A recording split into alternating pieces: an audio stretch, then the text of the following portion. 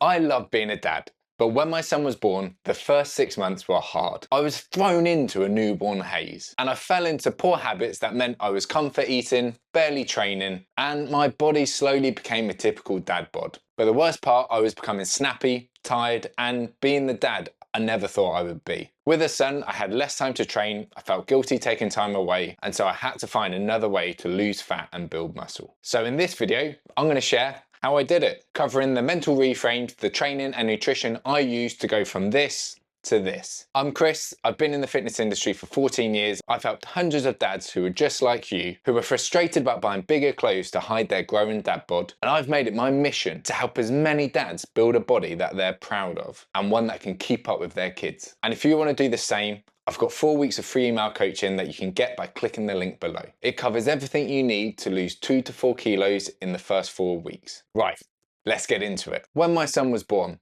I quickly realised that I became the bottom of the priority list. My son was more important than me, my wife was more important than me, and I had to work in order to financially provide for my family. That meant that anything I needed for myself wasn't important. There were always other things that I had to do first. And while this made logical sense, put everything else before me because they're all more important, it quickly backfired. Because where I stopped taking care of myself, I was snappier, I had less energy, I had more brain fog, and I wasn't able to give everything that I wanted to my son, to my wife, or to my work. And I quickly realised I needed to flip this priority list. Instead of thinking I'm the bottom of this priority list, I reframed it and thought I'm the foundation of everything above me, and if the foundation's cracked, I can't give my best to my work, I can't give my best to my wife, and I can't give my best to my son. And so the first thing I did is realise that when I take care of myself, I am less snappy, I have more energy, and I can function better and be more valuable to those who need me. I also thought about what I truly value.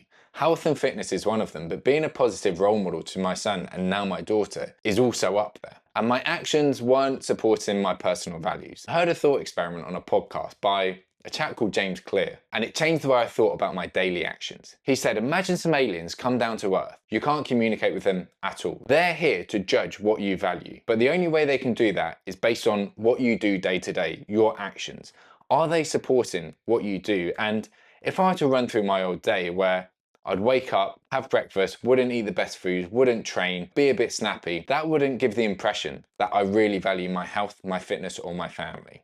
And so I knew something had to change. And I also realised as my son and my daughter grow up, they're not really listening to me, but they'll always copy what I do. And what I do is the model they have for how an adult should live. Oh, and by the way, if you want to see more of my daily life, follow me on Instagram because I post more on there. My handle is @FatherFitPT. And so with those two mental reframes, I was in a better headspace to start doing what really mattered. Now I'm going to talk you through the first 3 things that I focused on. The first one was sleep.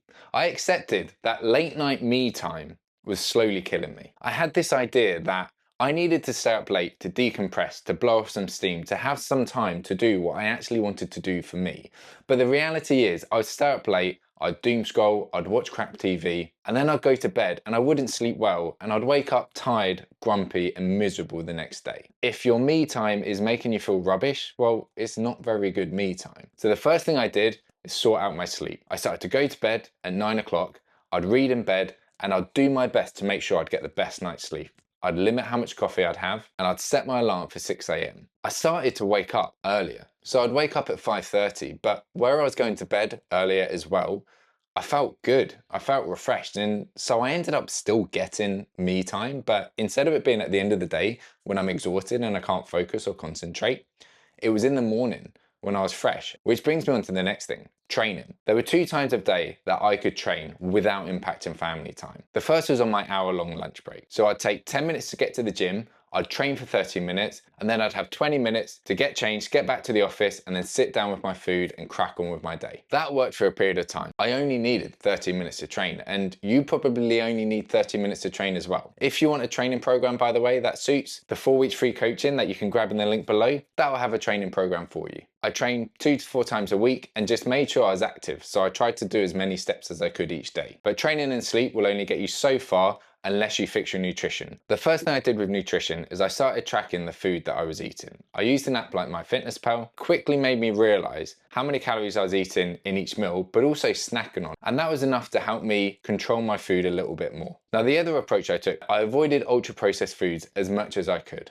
While this does mean I had to prep more and take my own lunches into work, it did mean I had more energy. And so when it came around to prepping my food later in the evenings, I didn't mind because I had the energy to actually do it. I also have this hypothesis that your subconscious knows what foods you eat. If you're always eating good, nutritious, whole, minimally processed foods, your subconscious likes that. It's like, this guy is respecting his body, and you'll feel good.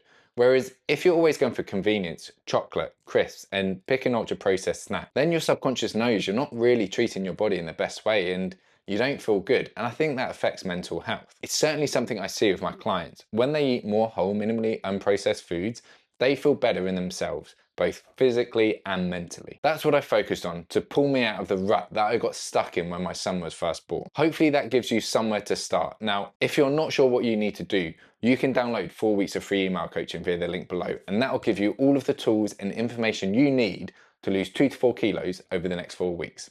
Thanks for watching.